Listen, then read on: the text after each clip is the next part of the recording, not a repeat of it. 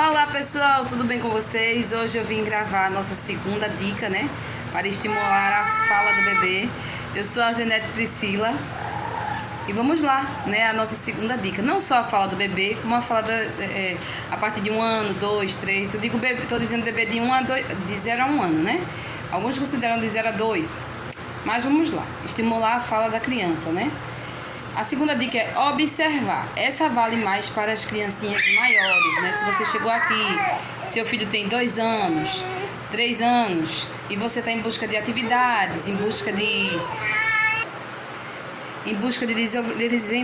desenvolver a fala da criança, né? Ou estimular a fala, fazer com que a criança comece a falar, ou estimular, né? Ganhar novas palavrinhas. Então vai para a segunda dica, que é observar. Isso vale para a fala, né? Que eu vou falar também de atividades infantis, né? Aí eu já englobo as atividades sensoriais, né?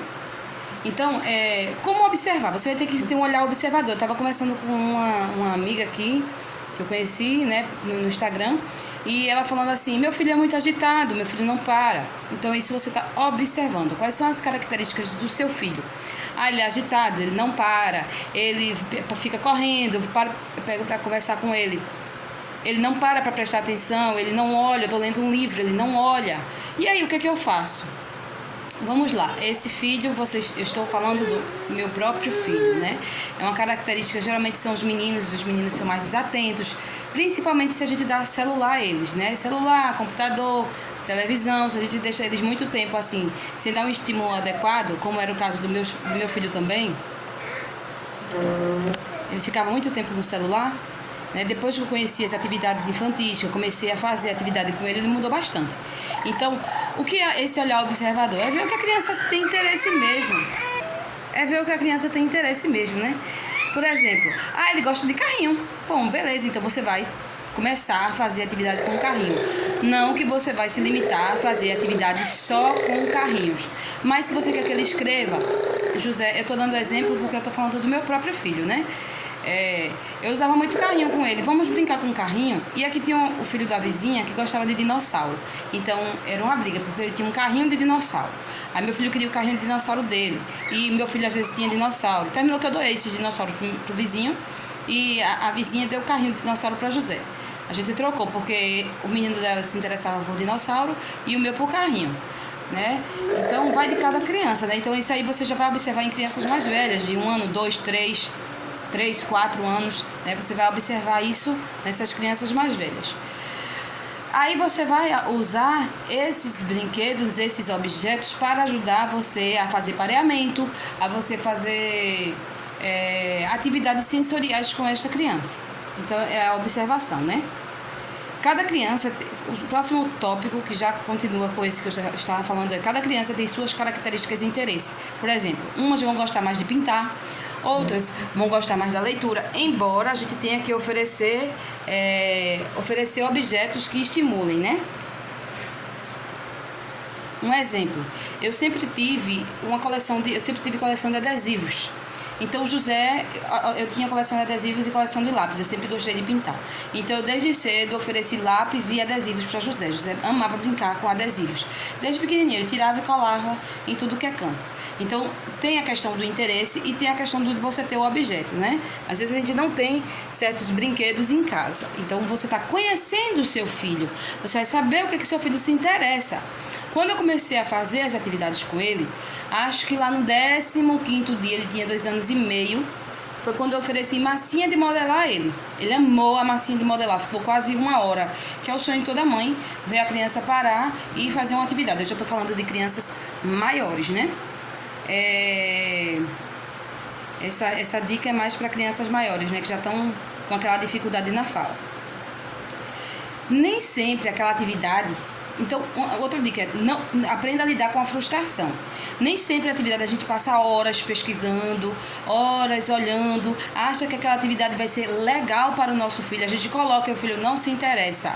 Então, não se frustre. É frustrante porque a gente preparou, teve todo aquele empenho e quando colocou a criança ou brincou por 1 minuto ou só olhou e deixou para lá. O que acontece? Às vezes o momento não foi interessante. Se você pegar aquela mesma atividade e apresentar em outro instante, e apresentar em outro momento, pode ser que a criança tenha interesse. Às vezes, passa até mais de ano, você guarda aquela atividade e quando mostra, a criança se interessa por aquela brincadeira e faz aquela atividade que você fez. Então, não se frustre com uma atividade que seu filho não tem interesse. Também observe os marcos de desenvolvimento da criança, embora cada criança tenha sua característica. Um exemplo aqui que eu dou aqui em casa você tem o marco do desenvolvimento, mas às vezes você estimulou e a criança já passou por aquela etapa que era da idade adequada, né? Outra coisa que eu vou dar a dica para o bebezinho, né? O bebê nasceu. E aí, como é que eu faço para estimular a fala daquele bebezinho que acabou de nascer? Aquele bebezinho que acabou de nascer está conhecendo o mundo e você começa a conhecer ele. Ele vai ter suas características próprias. Quais são as características próprias? Por exemplo, ele vai prestar mais atenção. Eu observo muito isso na minha filha. Ele vai prestar mais atenção nas pessoas. Ele vai ter o olhar fixo. Ele vai olhar mais. Ali você já vai percebendo a criança é mais agitada, é mais quieta, é mais falante, ela é de prestar mais atenção. Então, você vai começar a conhecer o seu bebê e ele vai começar a conhecer o mundo que o cerca. E o que é esse mundo que o cerca? É a realidade que vive. Por exemplo, eu moro em apartamento. Em apartamento, a gente vai olhar os carros. Eu vou pra janela, eu ia com ela pra janela. Olha os carros, filha. Ó, a garagem, daqui eu vejo a garagem. Então você vai mostrar os carros, vai mostrar o estacionamento, vai pro parquinho, mostra as outras crianças do parquinho. Já quem mora numa praia, por exemplo, você vai levar pra praia, vai mostrar, botar o pezinho na areia. Isso mais velho, né? Com seus 6, 7 meses. Mas antes disso, você já pode mostrar a praia, mostrar a água do mar. Enfim, se o médico autorizar também banho, aí é com o médico, né? Eu não estou entrando nesse médico, estou falando de apresentar, mostrar, você chegar na janela e mostrar os carros. A casa da minha mãe, ela é de frente à pista, então de longe a gente vê os carros passando assim. Ela amava ficar olhando os carros passando, sabe? E eu fico ainda, toda vez que eu vou lá, eu fico com ela na janela olhando os carros passando. Então ali você fica apresentando, mesmo que eles não falem, mas você apresenta, mostra todo o ambiente. Isso é super importante para o bebê. Você pode achar que eles não estão interagindo, mas é muito importante para eles, porque eles estão começando a conhecer tudo. E você vai apresentar, e você é o responsável principal para apresentar o mundo, né? O pai e a mãe e aquele que fica com a criança. Então, a observação ela é muito importante para o mundo. Isso, tanto a observação da gente com o bebê, como observar tudo que está ao nosso redor. Agora, se você chegou aqui, porque o bebê teve aquele atraso de fala, já é um maiorzinho, já tem suas características, né, principais, e aí você vai dizer, não, Pri, eu sento para fazer alguma coisa com ele, não tem paciência, eu vou ler um livro, ele não escuta. Você que acha que ele não escuta, meu filho até hoje tem certos livros que ele não para sentar e prestar atenção. Por exemplo, a Bíblia. Ele não para. Vou me sentar aqui do lado. Não é todo dia não. Mas independente, eu leio em voz alta. Uma música que você está passando pelo meio da rua e alguém está cantando, você está escutando. Você pode não parar para olhar, mas você está escutando e às vezes você fica com aquela melodia na sua cabeça o dia inteiro, embora você não goste daquela música, mas você ouviu e aprendeu aquela música, né? Assim, as crianças são do mesmo jeito. Quer dizer, ainda melhor, porque eles estão aprendendo tudo, né?